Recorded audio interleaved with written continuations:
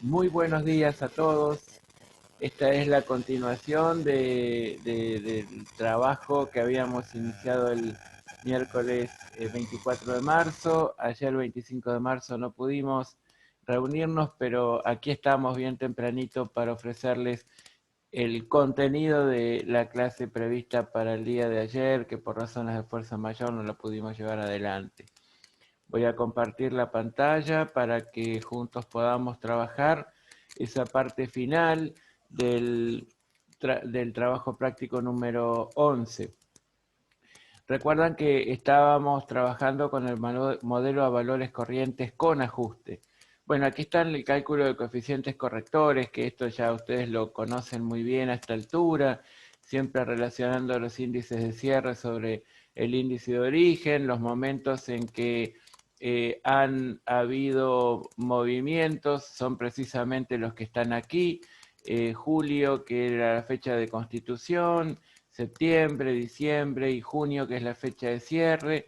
Entonces, bueno, aquí estamos relacionando los índices de esos diferentes momentos. Por supuesto, el de junio da 1 porque es el mes de cierre y nosotros nos vamos a manejar homogeneizando todas las partidas no monetarias, las que no expresan necesariamente moneda de cierre y que están o en razón de ello es necesario reexpresar. Bien, comenzando con el modelo en el que se pretende mantener el capital financiero, en el que se mide a valores corrientes y se trabaja con moneda homogénea. Sabemos que el saldo en caja no tenemos que trabajarlo, realmente es bastante fácil movernos con él porque ya expresa en moneda homogénea de cierre y además ya expresa un valor de mercado al cierre. Por lo tanto, nada tenemos que hacer con ese saldo. Con moneda extranjera, yo les digo que, bueno, tienen un valor de libros de 1000, ya muchas veces analizado a lo largo del desarrollo de este práctico. Después tenemos que calcular su valor ajustado, también algo que conocen cómo hacerlo. Eh, el coeficiente de reexpresión es el que relaciona el momento de inicio con el momento de cierre de esta partida. El momento de inicio era julio del año 0. Entonces, al aplicar ese coeficiente corrector, estamos determinando un RECPAM de 73,59 que es positivo. Fíjense que moneda extranjera es una partida monetaria concertada en realidad y que desde el punto de vista de la clasificación de partidas por su comportamiento frente a la existencia de un proceso de cambio en el poder adquisitivo de la moneda, si tuviésemos que optar por dos alternativas o partidas monetarias o no monetarias, la asemejaríamos a una partida no monetaria. ¿Por qué? Bueno, porque a través del tipo de cambio, en definitiva, que referencia la moneda extranjera con la moneda de cuenta, que es la moneda a la que traducimos o en función de la cual traducimos todos los hechos económicos registrables, bueno, claramente nos damos cuenta que aquí ha logrado acompañar el curso de la inflación y que ello implica que los 1000 pesos representativos de $1000 del momento de mercado de inicio de julio, que representaban 1000 pesos en términos de poder de compra, el equivalente a esos 1000 pesos en términos de poder de compra al momento de cierre sería 1073,59. Claro, 73,59 representa un RECPAM positivo y decíamos ¿por qué? Bueno, porque en definitiva se trata de un monto que evitamos perder, en todo caso por haber en su momento de algún modo desinvertido activo monetario. Ustedes saben que trabajando todas las partidas no monetarias encontramos el RECPAM que genera el capital expuesto, es decir, los activos monetarios menos los pasivos monetarios. Entonces no hay una relación directa necesariamente. Siempre estamos trabajando con un sistema que de algún modo podemos decir que es de compensaciones, en donde el movimiento permanente de todas las partidas monetarias van generando mayor y menor nivel de exposición al proceso de inflación o deflación reinante, y en consecuencia se van midiendo los impactos en función de los distintos movimientos que aumentan y disminuyen alternadamente ese capital expuesto. Aquí el valor ajustado, entonces, lo vamos a tener que comparar con el valor corriente. Y el valor corriente, nosotros, recuerden, tenemos en el patrimonio moneda extranjera, entonces tenemos que ver cuántas unidades de moneda de cuenta significan en función del mercado del momento de cierre. El que nos informa, el que nos ayuda a determinar cuántas unidades de moneda de cuenta representan esas unidades de moneda extranjera, es el tipo de cambio comprador, el que nos aporta su valor neto de realización, en definitiva. Y ese tipo de cambio comprador al cierre es 0,9998. Esto aplicado a los 1000 unidades de moneda extranjera nos da 999,80.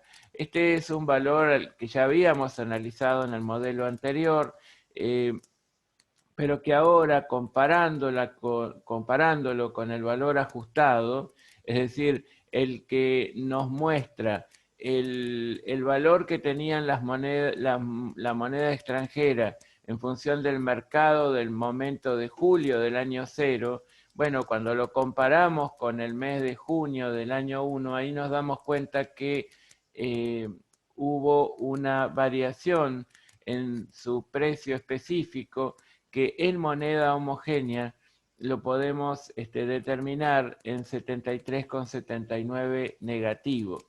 ¿Qué quiere decir? Que yo comparo dos valores que expresan moneda de poder adquisitivo del mismo momento, ¿sí? Pero que representan mercados de distintos instantes, de distintos momentos. Esto nos permite que la comparación sea válida, porque estamos efectivamente comparando valores realmente susceptibles de ser cotejados. Y este resultado de 73,79 nos muestra entonces que producto de la aplicación de una nueva cotización de la moneda extranjera, detectamos una desvalorización en términos reales, ¿sí?, de las unidades de moneda extranjera de las que disponemos. En consecuencia, ya sea compensando el resultado por tenencia del capital monetario, que lo que se refiere a esta pequeña porción, ¿sí?, que puedo llegar a detectar trabajando las partidas no monetarias, con el resultado por la evolución en el precio específico del resultado de la moneda extranjera, obtenemos una desvalorización neta de 20 centavos, que es ni más ni menos lo que ya habíamos registrado. En el modelo de valores corrientes sin ajuste no nos habíamos anoticiado acerca de la existencia de este resultado por exposición a los cambios en el poder adquisitivo de la moneda, este RECPAM, ni tampoco que el verdadero o la verdadera evolución en el precio específico no había sido de 20 centavos negativa, sino de 73,79 negativa. Bueno, esta mayor desagregación, esta mayor información de la que disponemos en este modelo con respecto al anterior, no significa tampoco que este modelo sea necesariamente mejor. Hay que analizarlos en cada entorno y probablemente saquemos conclusiones diferentes, porque tal vez en un momento de gran estabilidad de los mercados y de inexistencia de un proceso de inflación o deflación, bueno, pues arribaremos a resultados similares o idénticos inclusive. Pero sin embargo, en este entorno de grandes cambios y de un proceso inflacionario relativamente importante, bueno, pues estamos en presencia de o trabajando en un modelo en el que podemos lograr mayor información sobre la gestión del negocio social y cómo administraron el capital expuesto ante el proceso inflacionario reinante y cómo se movieron en torno a los cambios en el precio específico de los bienes. Bien, la forma de contabilización ya a esta altura es muy conocida. Nosotros debitamos el resultado por tenencia, diferencia de cotización. Recuerden que usamos esa denominación de diferencia de cotización porque aquí no hay transacción, sino que es el producto de la aplicación de un criterio de medición. Entonces, lo llamamos diferencia de cotización. Si hubiera habido una transacción y de ella surgió una diferencia que se deriva de las distintas cotizaciones de la moneda, lo llamaríamos diferencia de cambio, ¿no? Porque hubo una transacción. Bueno, el RECPAM lo acreditamos por 73,59 y moneda extranjera por 20 centavos, producto de la aplicación del criterio de medición. Y una cosa que no nos tenemos que olvidar es compararlo con el valor límite, que en el modelo de valores corrientes con ajustes es el valor recuperable. El valor recuperable va a ser el mayor entre el valor neto de realización y la utilización económica. Decíamos que el valor neto de realización está dado por la utilización del tipo de cambio comprador, de tal modo que esos 999,80 comparados con 0, porque no tenemos datos en realidad, no es que sea 0 necesariamente, pero bueno, elegimos el mayor, que es el representativo de la alternativa económica más rentable, que es lo que se supone va a pretender concretar el administrador de cualquier patrimonio social. En consecuencia elegimos el mayor y lo comparamos. El valor recuperable de 999,80 justo coincide con la medida contable del activo en cuestión, de tal modo que detectamos que no hay desvalorización porque el valor asignado a la partida coincide exactamente y no está por encima del valor recuperable. Después tenemos las mercaderías de reventa. Las mercaderías de reventa, bueno, nos habíamos quedado con 3.000 unidades porque arrancamos con 5.000, pero vendimos 2.000. Esas 3.000 unidades tienen un valor de libros de 6.000.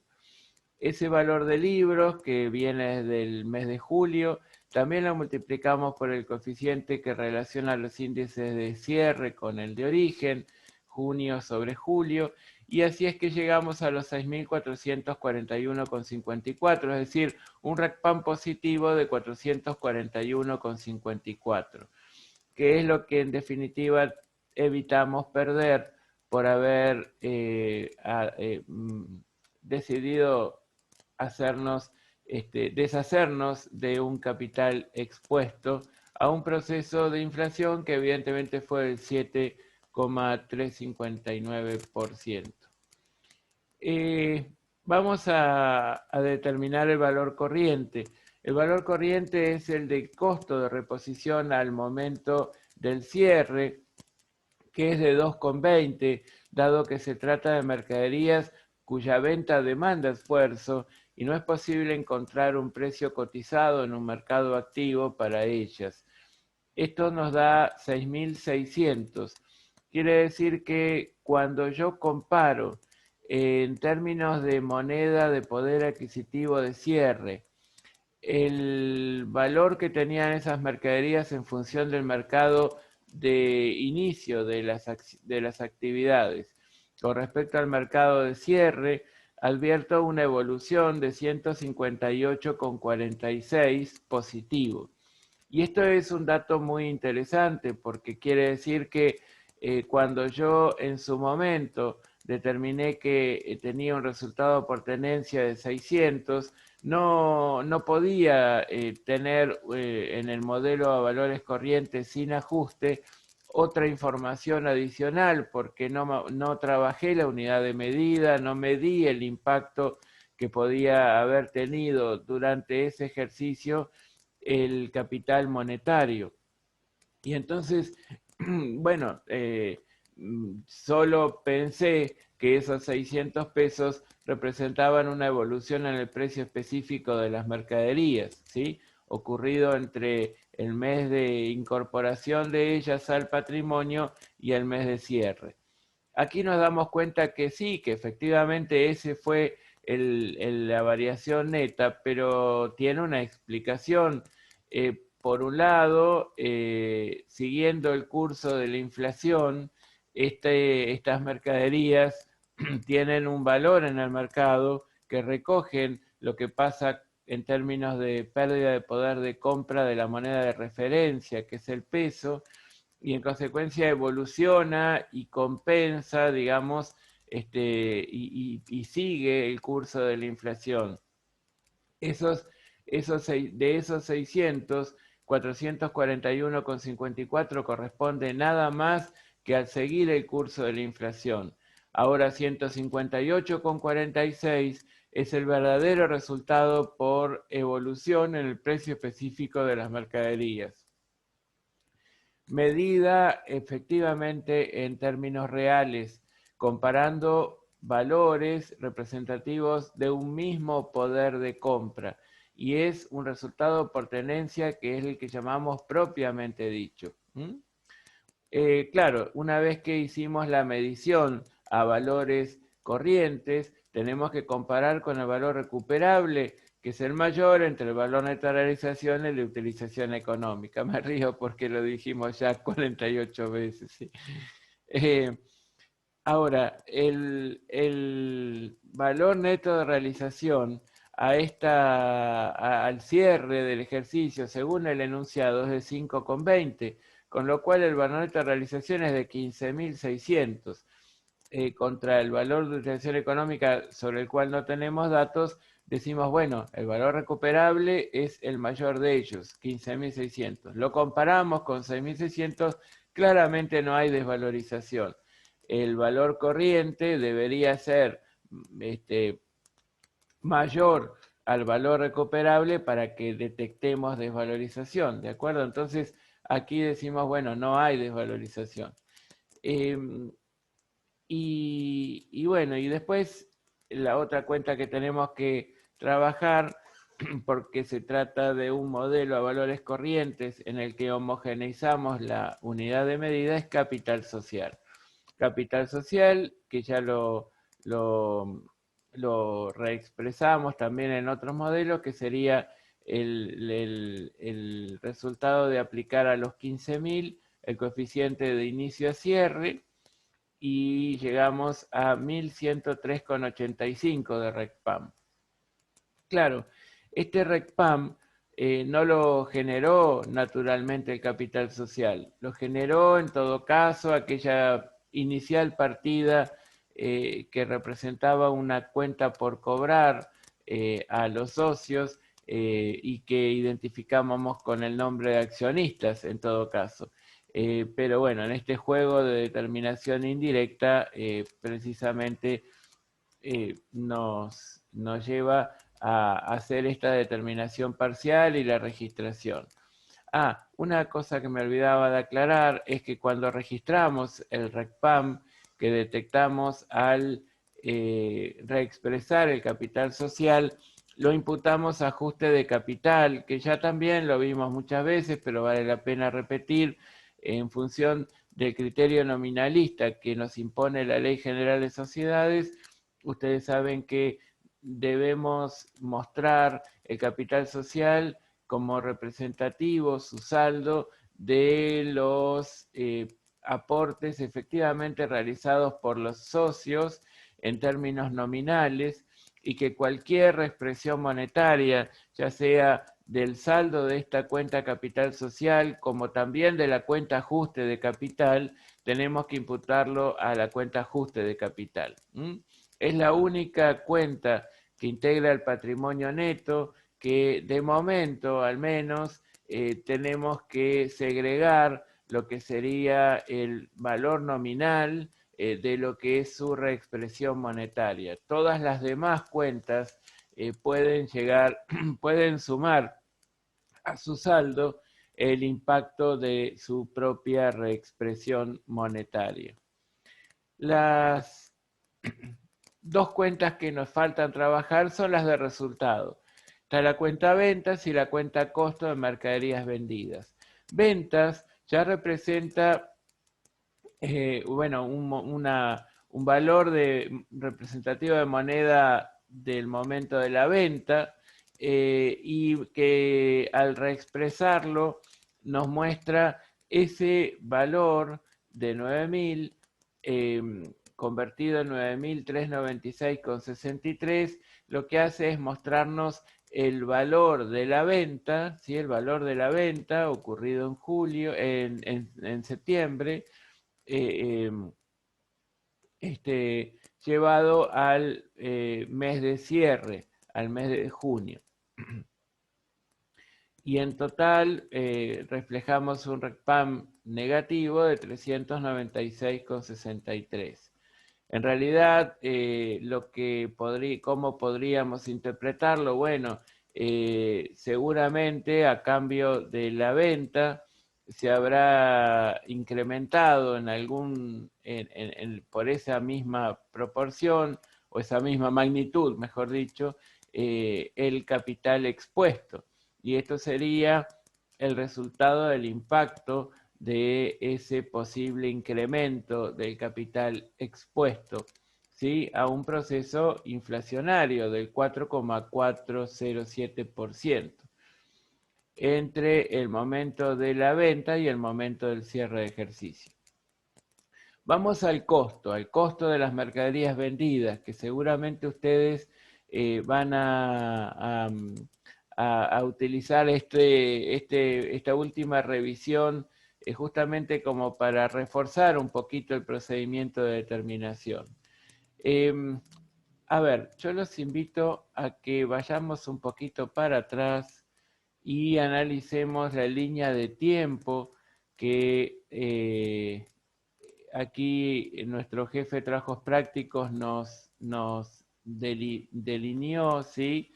Que nos sirve mucho para poder ubicarnos en tiempo y espacio y poder incluir en esa línea de tiempo todos los datos relevantes a los efectos de trabajar el caso y poder resolverlo. Miren, en julio fue la Constitución. Allí aparecieron las 5.000 unidades de mercadería que tenían un valor de 2 pesos. Después, en el mes de la venta fue diciembre, claro, el mes de la venta fue diciembre. En diciembre vendimos las 2.000 unidades a 4,50 y registramos el costo en términos de su valor de libros de 2 pesos por unidad. Y en ese momento teníamos un dato que surgía del enunciado, que el costo de reposición al momento de la venta era de 2,10. Es decir, cuánto valía por unidad reponer esas mercaderías al momento en que las vendimos. Y después al cierre teníamos dos datos, que el costo de reposición al cierre era de 2,20 y el valor neto de realización al cierre era de 5,20. Y que nos quedaron 3.000 unidades, lo cual está bien porque arrancamos con 5.000 y en diciembre vendimos 2.000.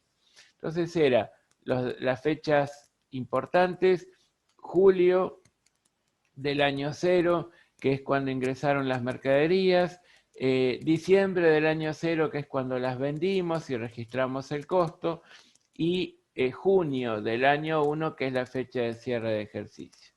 Muy bien, entonces volvemos a lo que es nuestro modelo a valores corrientes con ajuste. Uy, me pasé, mira.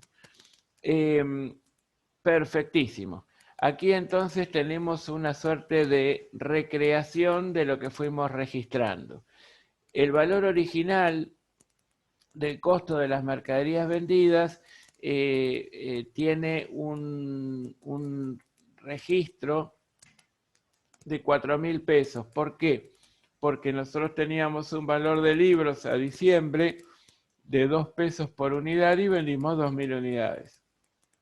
Ahora, cuando determinamos el valor ajustado, muchos de ustedes van a decir, bueno, yo relaciono el índice de cierre de junio, el mes 6 del año 1, con el índice de origen. Y como índice de origen, ¿cuál eligen? Eligen el que muestra el mayor como momento de registración del costo.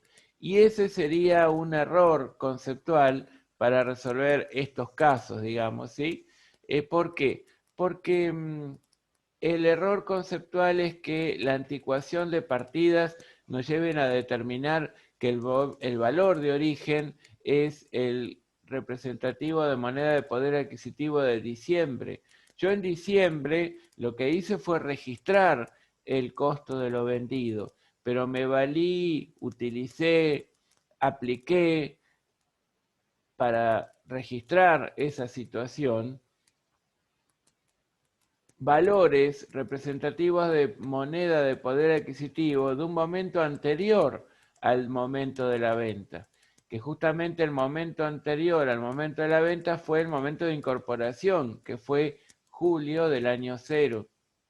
Entonces, si bien yo lo registré en diciembre, representaba esos 2 pesos por unidad, moneda de poder adquisitivo de julio. Entonces yo para reexpresar esos 4.000 pesos, yo tengo que aplicarle el coeficiente corrector que relaciona el mes 6 del año 1 con el mes 7 del año 0, con el mes de origen de las mercaderías, no el origen registral, sino el origen en términos del poder de compra que representan esos 2 pesos por unidad. Y así es que llegamos a un costo de mercaderías vendidas ajustado de 4.294,36. Esos 294,36 lo registramos como un RECPAM positivo. Es decir, en definitiva es lo que evitamos perder por haber dispuesto no tener un activo expuesto en el mes de julio y por hasta el mes de diciembre. Todo medido en términos de poder de compra de junio del año 1. Después tenemos el valor corriente. ¿Y por qué elegimos como valor de mercado el costo de reposición al momento de la venta y no tal vez el costo de reposición original o el costo de reposición al cierre o alguna otra medida de la riqueza poseída? Bueno, nos damos cuenta que es el costo de reposición el que tenemos que tomar porque la venta de este tipo de bienes demanda esfuerzo.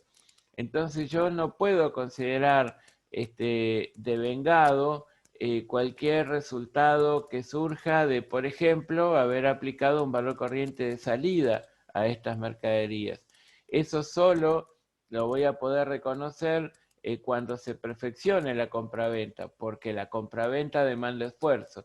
Eso sí lo considero un resultado devengado solo en el caso en que las mercaderías no demande esfuerzo su venta. Entonces yo con solo tenerlas y lograr que o esperar a que evolucione el precio específico, mido la evolución y lo considero un resultado devengado.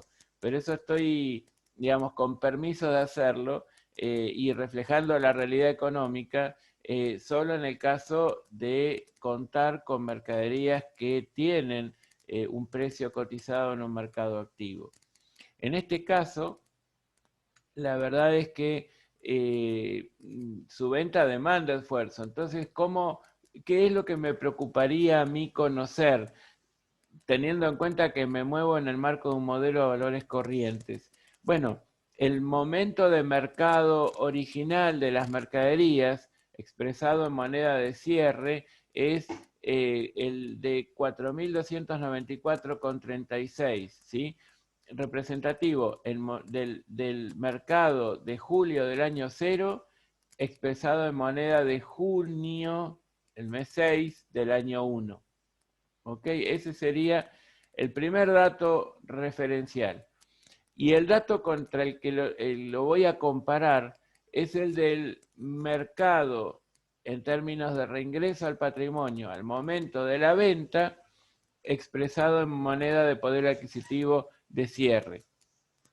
Y ese no es ni más ni menos que el de 4.385,09. Es decir, la cantidad de unidades de mercadería por su costo de reposición al momento de la venta por el coeficiente que relaciona el índice de cierre sobre el índice del momento de la venta.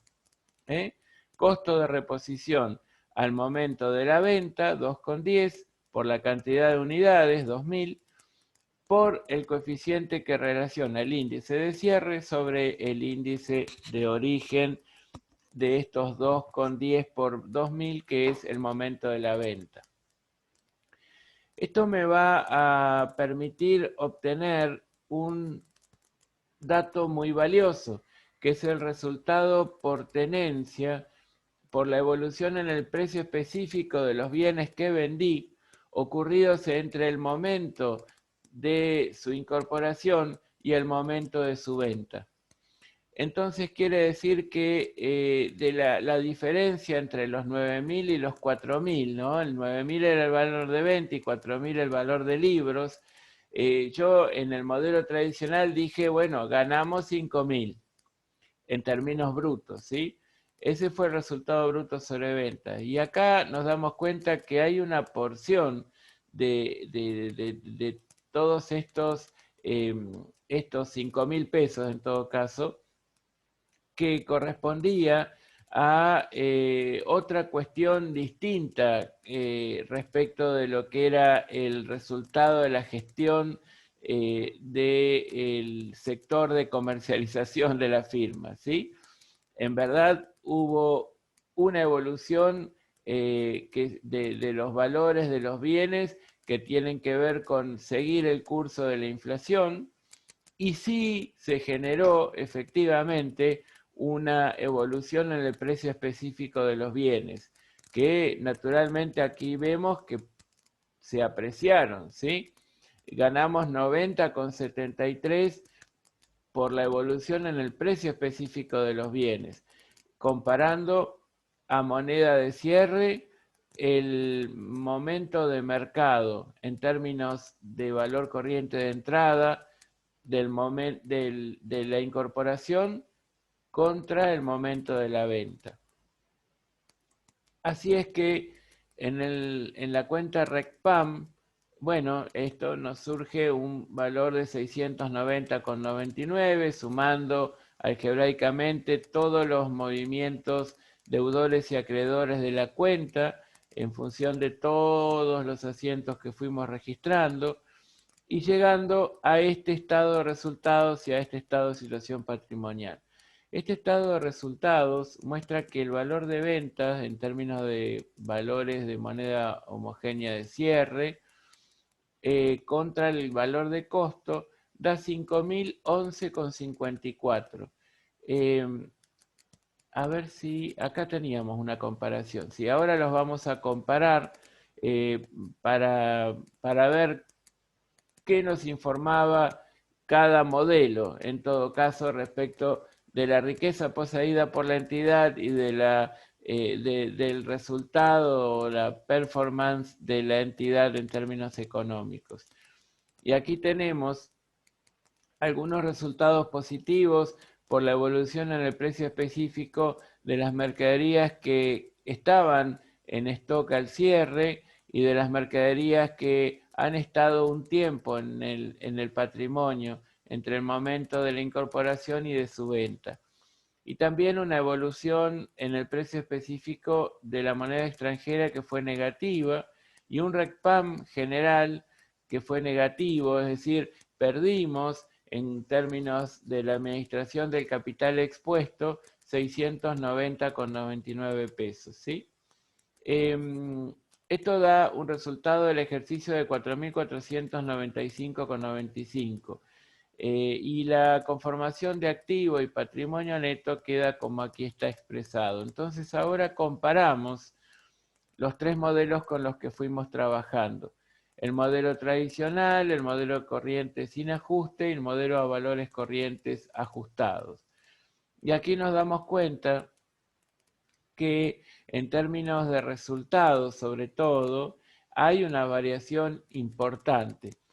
Primero, el valor de ventas en los modelos en donde no se, digamos, se trabaja con moneda nominal, es decir, no se homogeneiza la unidad de medida, es igual, ¿sí? El valor de ventas de 9.000, en valores corrientes ajustados, 9.396.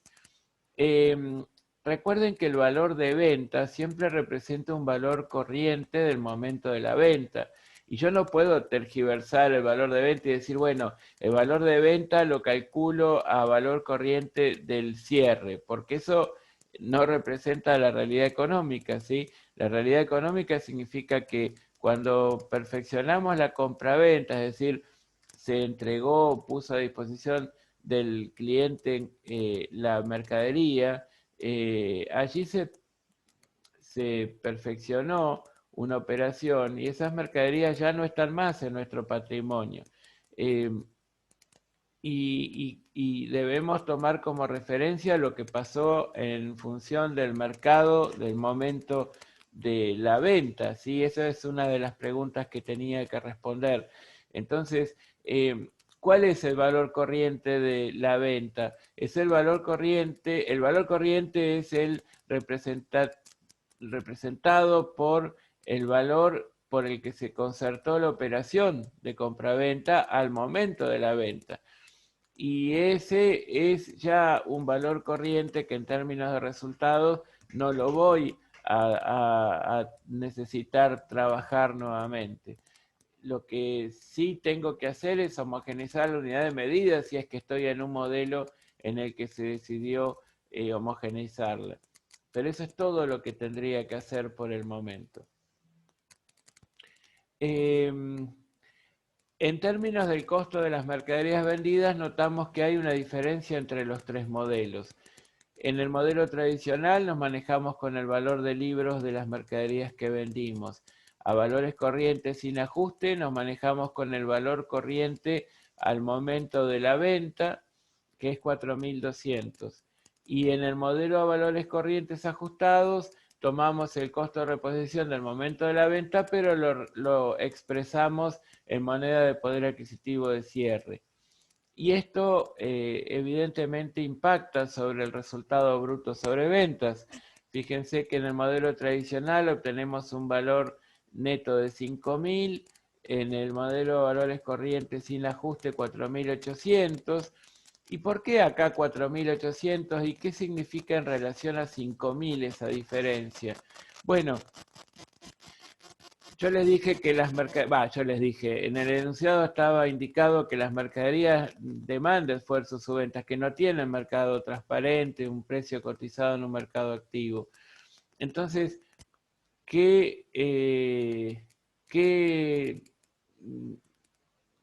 ¿a qué conclusión llegaríamos en el modelo tradicional?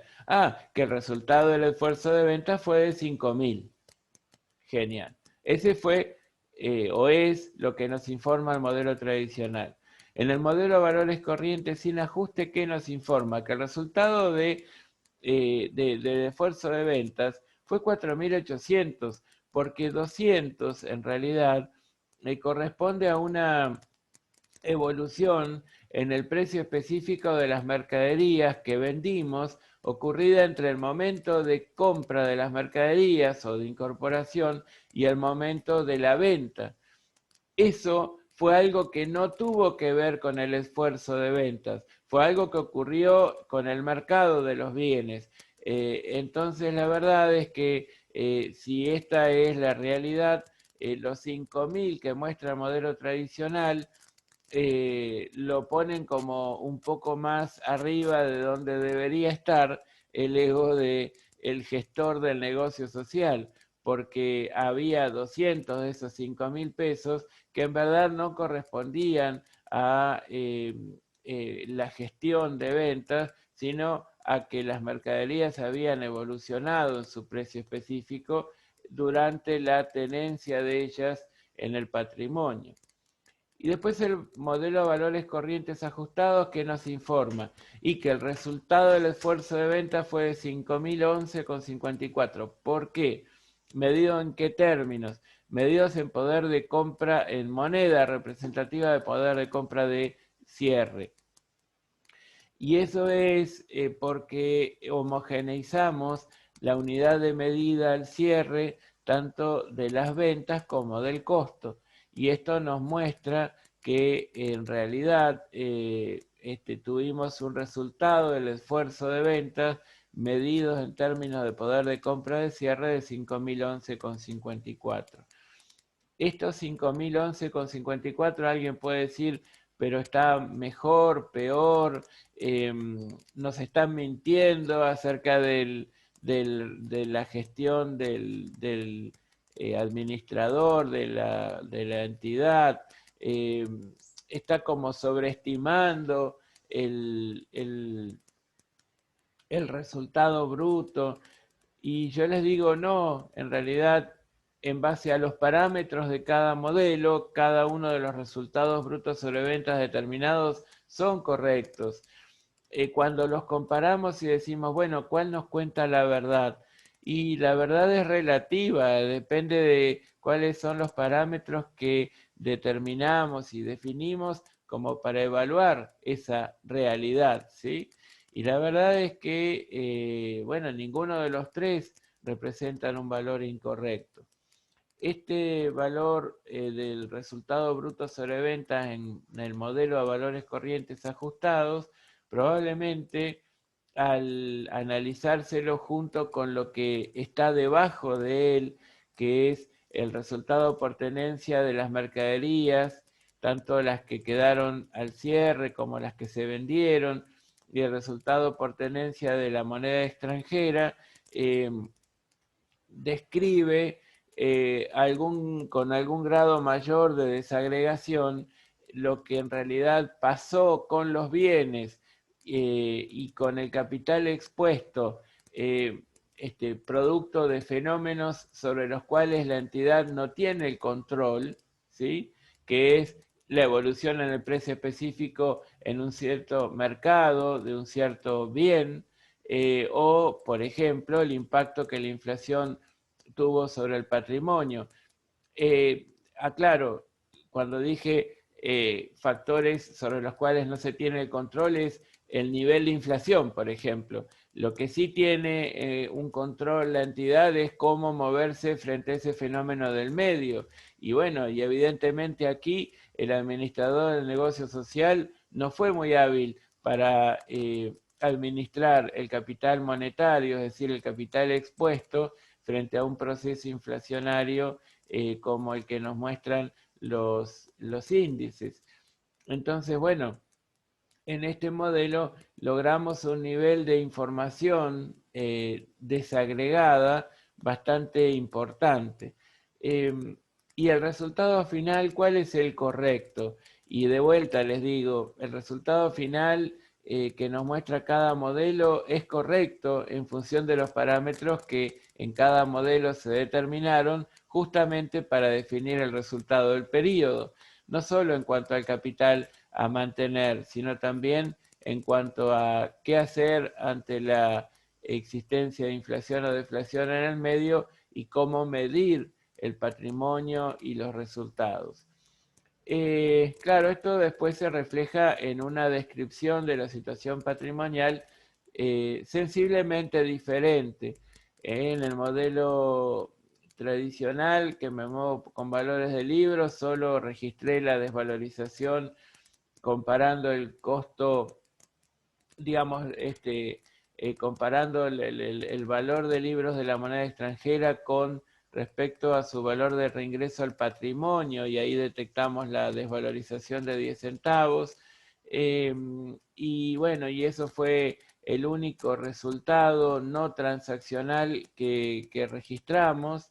Bueno, y solamente registramos el resultado de la transacción con las 2.000 unidades de mercadería. Aquí en los modelos a valores corrientes sin ajuste y ajustado, nos permitimos medir las mercaderías a valores corrientes de entrada al cierre, y la moneda extranjera del mismo modo, ¿sí? Nada más que considerando que tienen un precio cotizado en un mercado activo, con lo cual nos movemos con el tipo de cambio comprador representativo de su valor neto de realización.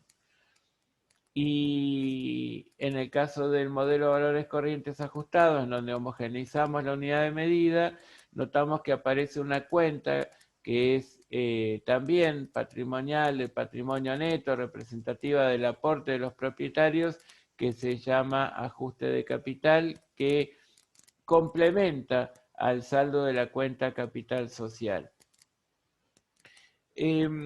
Después el ejercicio nos pide que comprobemos en forma directa el RECPAM. El RECPAM, recuerden, sería o nos llevaría a tratar a todas las partidas monetarias como si fueran no monetarias. Entonces tenemos que buscar el origen y reexpresarlas, considerando cada periodo durante el cual se han producido movimientos del capital expuesto. En julio teníamos el incremento de caja de 5.000 y de proveedores monetarios puros de 1.000. En septiembre la cancelación en efectivo de esos proveedores y en diciembre el surgimiento de una porción a cobrar, una partida, quiero decir, monetaria pura como es deudores por ventas, que después en febrero las cobramos, ¿sí? Entonces, aquí tenemos lo que sería el último paso de nuestra solución y que tiene que ver con volcar en este cuadro los movimientos individuales que surgió el capital monetario durante cada uno de los periodos en los que hubo movimientos en el patrimonio y puntualmente en el capital expuesto. En julio aumentó el activo monetario en 5.000 y el pasivo monetario en 1.000, con lo cual el capital monetario tenía un valor positivo de 4.000. Positivo en cuanto a que los activos eran mayores a los pasivos, ¿sí? Monetarios. Después en septiembre disminuyó en 1.000 pesos el activo monetario y también en la misma proporción y cuantía el pasivo monetario.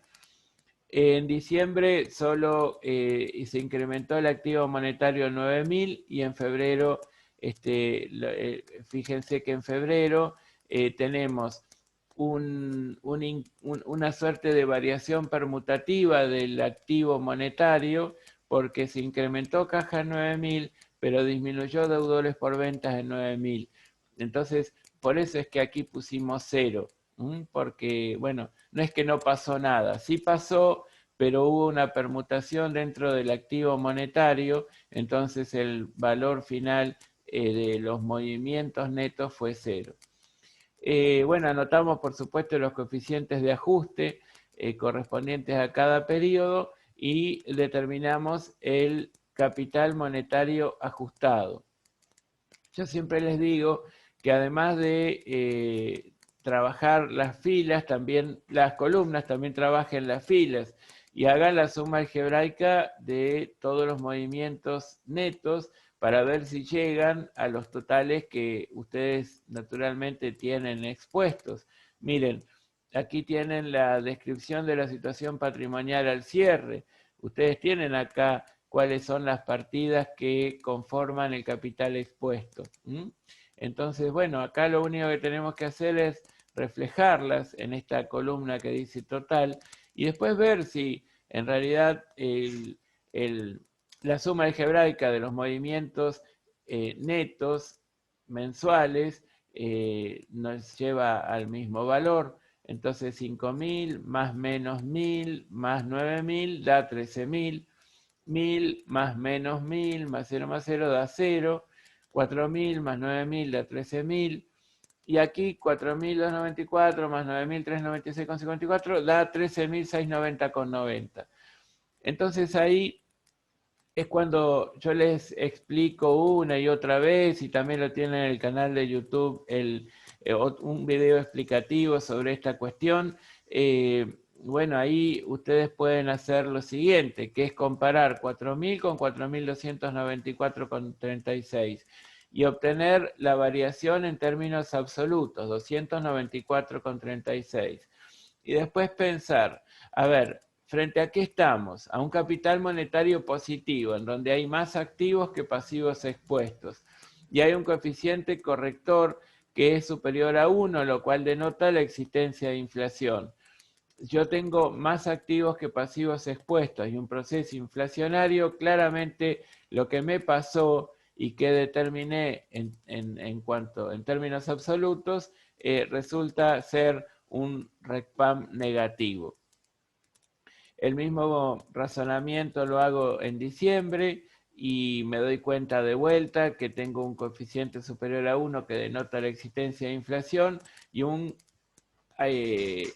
capital monetario positivo que surge por un movimiento mayor del activo monetario que del pasivo monetario. Entonces estos 3,96 claramente representan un RECPAM negativo, es lo que perdí en términos de evolución del poder adquisitivo del dinero. Y bueno, y en total la suma algebraica de esta fila me lleva a 690,90 negativos, pero también lo puedo detectar aquí. Ven que no hay un coeficiente corrector porque este es la resultante de la suma algebraica de todos los movimientos que nos muestran estas filas. Y 13.000, yo ya nomás así lo miro y digo, son positivos, quiere decir que hay más activos que pasivos expuestos, porque yo determino el capital monetario haciendo activos monetarios menos pasivos monetarios.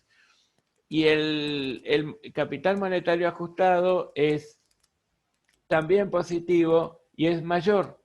Entonces la diferencia representa un RECPAM negativo. Por la vía indirecta, había determinado que el RECPAM efectivamente era de 690,99 negativo, ¿sí? Fíjense que tiene un saldo deudor esta cuenta. Entonces, bueno, quiere decir que todo lo que hemos hecho, lo hemos hecho bien en términos consistentes. También puede que esté consistentemente mal, pero es poco probable que sean tan impecables para hacerlo mal. La verdad es esa, ¿no? Habitualmente cuando la comprobación directa del RECPAM da exactamente la cuantía y el signo de la variación del RECPAM determinado por la vía indirecta, es que todo está correcto. ¿De acuerdo? Bueno, muy bien. Esto con respecto al trabajo práctico 11. Y después tenemos el trabajo práctico 12, muy ultra sencillo, lo vamos a ver ahora en unos pocos minutos, y después contesto un par de preguntas que llegaron, ¿sí? Se trata de una empresa que desarrolla sus actividades en un entorno inflacionario. Durante el periodo solo canceló parte del pasivo con el Banco X cuenta corriente y al cierre tiene los siguientes saldos iniciales y finales. Miren, en bancos tenían 300 y al cierre 230, en terreno 120 y al cierre 150, en cuentas a pagar en pesos, 100 pesos al inicio, 30 pesos al final, y un patrimonio neto que es de 320 al inicio, de 350 al final. Entonces, ¿qué nos piden? Utilizando el modelo de mantenimiento de capital financiero, valores históricos y moneda homogénea. ¿Cuál es el coeficiente de corrección monetaria? ¿Cuál es la tasa de inflación del periodo calculada en tanto por uno? ¿Y cuál fue la tasa de inflación del periodo en términos porcentuales?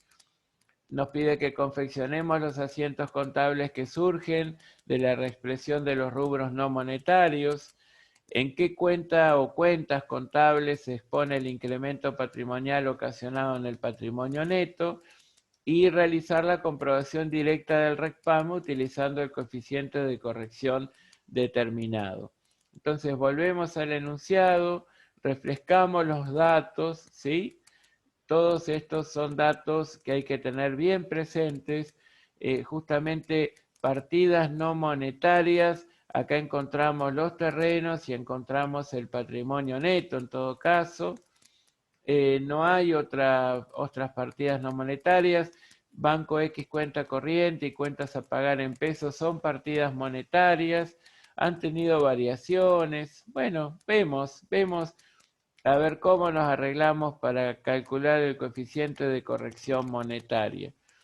Miren, si el valor ajustado, como el caso de los terrenos, es el que surge de aplicarle al valor original un coeficiente corrector, podemos en esta fórmula despejar nuestra incógnita, que es el coeficiente corrector, relacionando el valor ajustado con el valor de origen.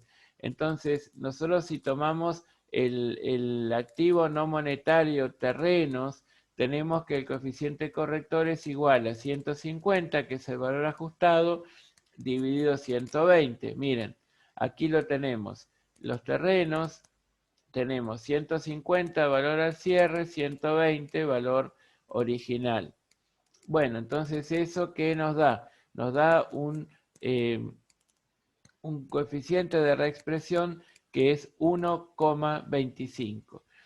¿Cuál es la tasa de inflación? Nos pregunta el enunciado. Bueno, entonces la tasa de inflación es igual al coeficiente corrector menos la unidad. Esto daría 0,25%. Fue la tasa de inflación. En tanto por uno, ¿sí? En tanto por uno, no en términos porcentuales.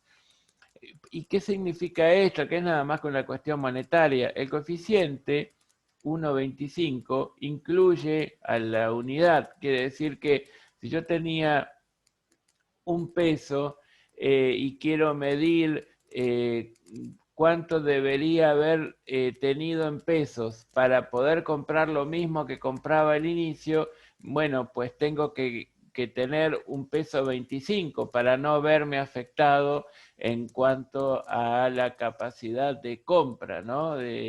Atendiendo a este proceso del medio.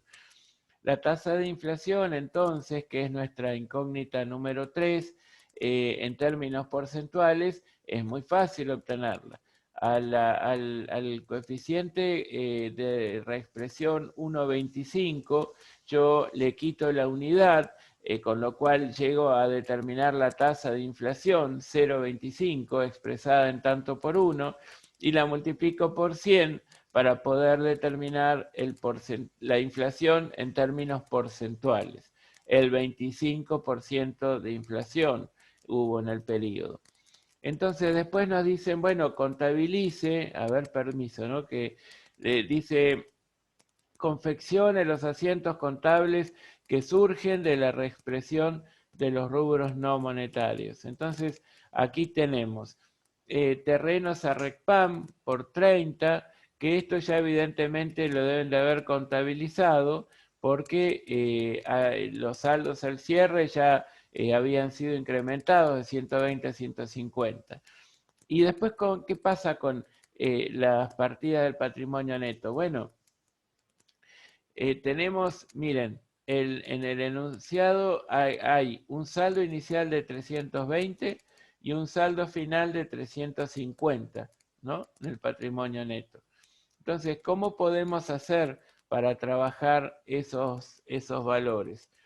Y bueno, si nosotros tenemos un saldo inicial de 320 y nosotros sabemos que hubo un 25% de inflación, podemos determinar, aplicando el coeficiente corrector, cuál es el valor representativo de moneda de poder adquisitivo de cierre de esos 320 originales.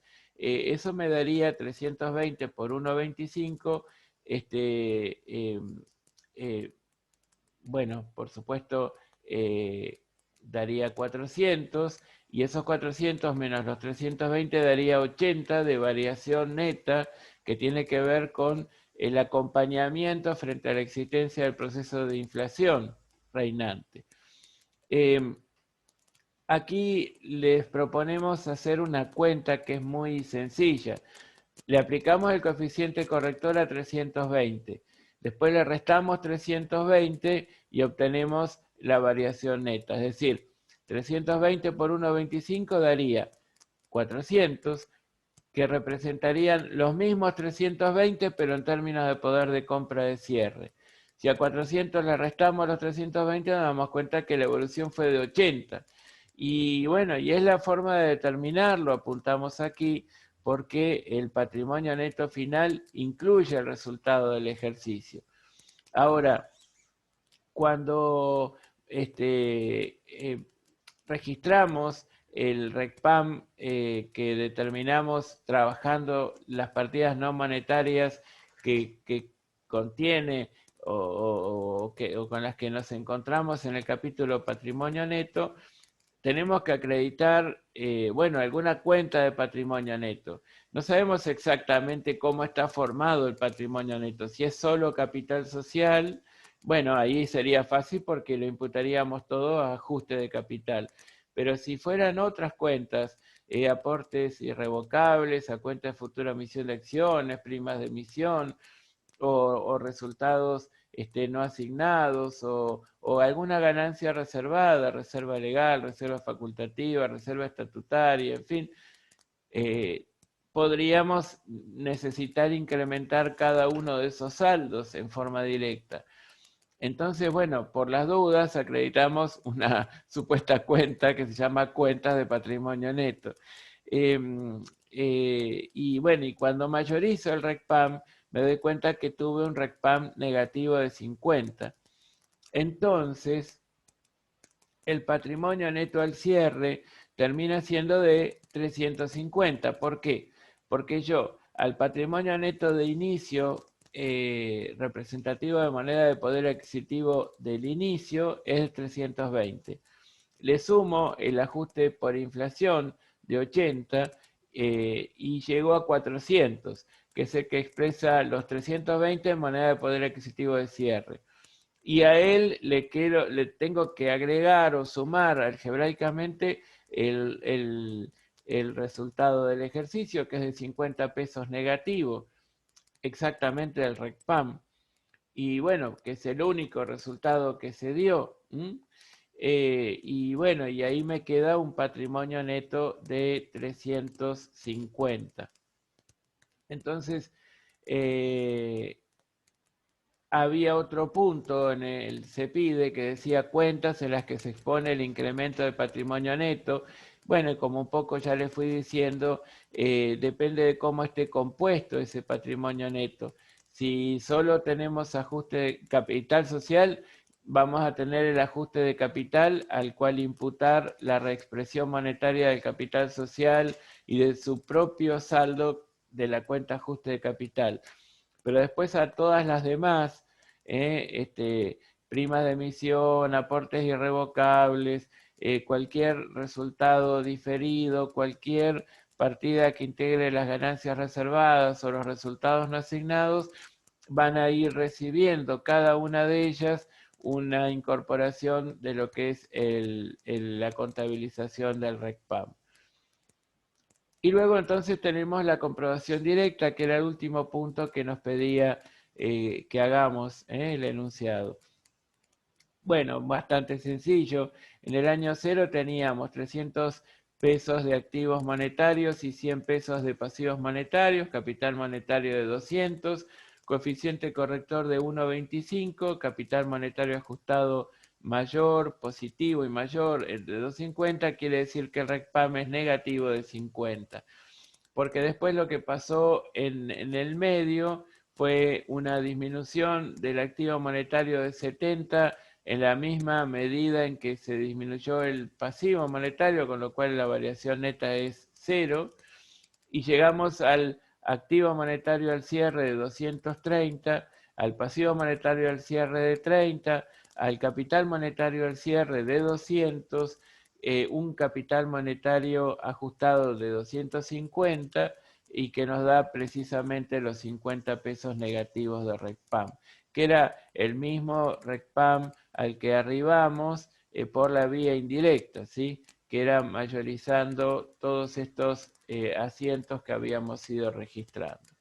Bueno, muy bien, esto es lo que teníamos que ver para resolver el caso 12 también. Y ahora tengo, algunas preguntas las respondí por el aula y aquí les leo un planteo de una compañera de ustedes que me escribió un correo electrónico. Yo invito a que siempre las dudas las vuelquen por el aula virtual, porque ayuda mucho a través del foro de consultas a todos sus compañeros saber cuál es la inquietud planteada y cuál fue la respuesta dada por la cátedra, ¿sí? Y ahora, como tenía esta oportunidad, yo la verdad es que quería aprovechar para leerles y bueno, y saber si tal vez esta sea la duda de otros. Me dice, quería saber si el valor límite, dice, estuve leyendo la teoría y no me quedó del todo claro si solo se realiza sobre las partidas del activo y el pasivo, por lo que tengo entendido, aclara, o si también se aplica sobre las de resultado. Creo que no, aclara. Muchas gracias, espero la respuesta. Perfecto. Bueno, Laura está preguntando aquí algo que probablemente sea la duda de varios, y esto me parecía representativo. El valor límite lo aplicamos solo a las partidas que integran el activo. Ese valor límite definido como una reglita en donde comparo el valor de libros con el valor de reingreso al patrimonio en el modelo tradicional, o el valor de libros ajustados comparados con el valor de reingreso al patrimonio en el modelo tradicional ajustado, o ese valor recuperable que en un modelo de valores corrientes o corrientes ajustados calculo como valor límite, solo lo aplicamos a las partidas que integran el activo. Respecto de las del pasivo, hay un valor límite que opera al revés de aquel. En el activo, lo que no queremos es crear una sobreestimación del activo. Es decir, analizando la alternativa económica más rentable, como lo informa el valor recuperable para un modelo de valores corrientes, bueno, yo no quiero crear o reconocer que el activo es capaz de superar esa que es la alternativa económica más rentable, con lo cual opera de techo de medición. Y tengo que limitar el valor que haya determinado o que haya correspondido determinar como valor corriente al cierre en función del valor recuperable. En el modelo tradicional, en donde yo trabajo resultados transaccionales y como únicos resultados no transaccionales, cuando me entero de alguna desvalorización de alguna partida, esta regla de valor límite opera justamente para ayudarme a determinar si existe o no esa desvalorización.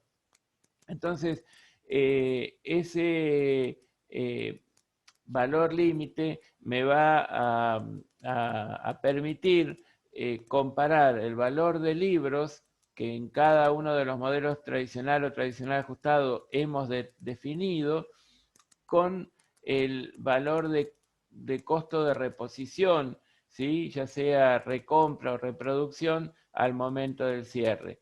Si este valor límite queda determinado en un valor inferior al de libros, tendré que registrar una desvalorización.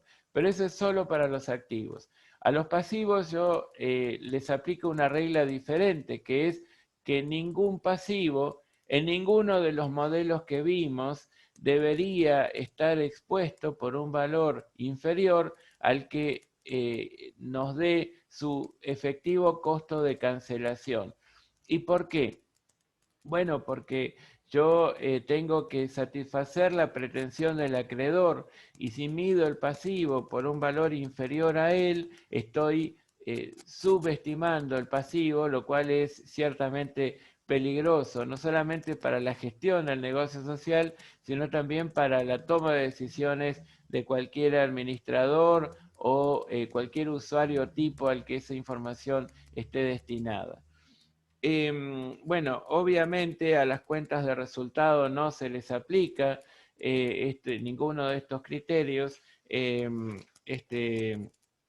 porque están pensados y concebidos para cuentas patrimoniales, ¿sí?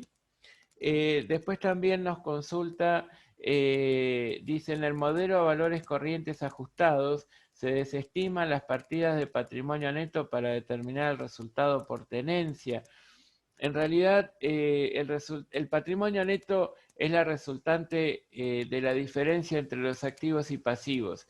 Si yo mido los activos y pasivos a valores corrientes ajustados, el patrimonio neto inmediatamente me queda expresado a valores corrientes ajustados. Yo no puedo aplicar un criterio como es valores corrientes al saldo de la prima de emisión. Yo no puedo aplicar el valor corriente a un resultado del periodo o a un saldo de resultados no asignados o a una reserva legal o reserva estatutaria o reserva facultativa. Yo no voy a aplicar ese criterio individualmente a cada una de las cuentas que integran el capítulo patrimonio neto.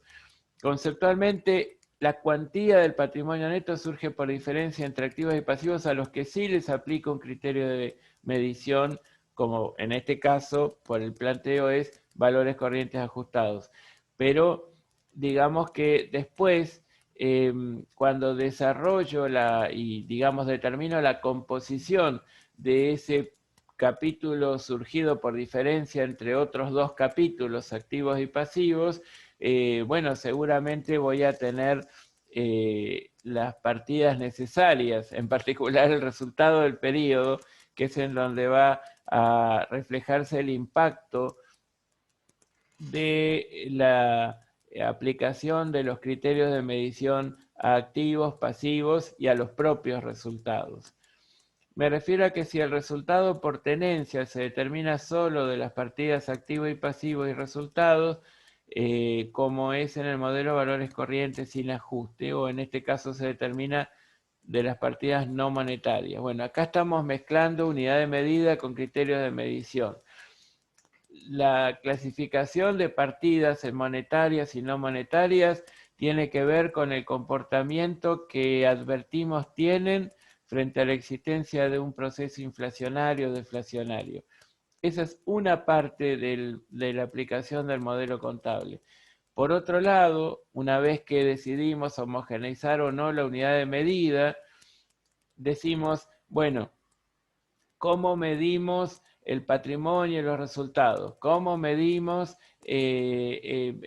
Tenemos en cuenta las nuevas circunstancias que nos ofrecen los mercados, tanto a los momentos en que ocurrieron los hechos económicos registrables, como respecto de los movimientos patrimoniales de activos y pasivos, y ahí la respuesta nos conducirá a la aplicación de modelos contables diferentes, ¿sí?